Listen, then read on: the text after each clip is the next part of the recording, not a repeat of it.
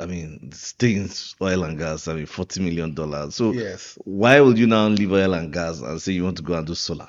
good question, Elijah. So I remember when I was a business analyst, there was an Indian colleague of mine that said something. She said, Somi, every once in a while, a train passes, right? A train A passes. train is passing. And as a person, whether you are a father, a mother, an entrepreneur, as a human being, you must always be on the lookout for that train, for the next train. Because if you hop on that train, you will go to the next destination very quickly. But if you miss it, you will be stuck. End of it. And the next wave that was coming was solar. But there's not a licensing wave per se. Oh, it was a licensing wave. I'll tell you How? why.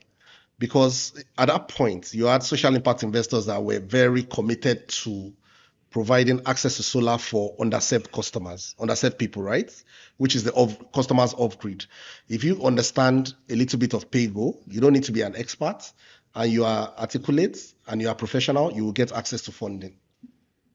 So at that point, between 2010 to 2020, those were the glory days of off-grid solar. So you see, that's when the likes of M Copper, B-Box, Sun King, that's when they were birthed. Yeah. So post 2020, after COVID, there has been a fall in investment in solar. But do you know what train is moving now? Logistics and agriculture. So there's a lot of investment in logistics and agriculture now. So for anyone starting out, if you are looking for opportunities to get on that ladder and of your entrepreneurship, right? Go for agriculture or logistics. You'll be able to raise Look out funds. for a train. Yes, look out for the train. Always be on the lookout for the train. So now let's talk about the train you hopped on. The first train you hopped on Yes. after you saw that there was no space for you on this train Yes. but there's still some space, but just that you have to walk. Let me chip in. You're actually right.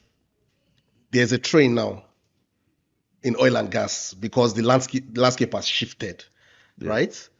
And with Dangote refinery and the deregulation of the downstream, right? Yeah.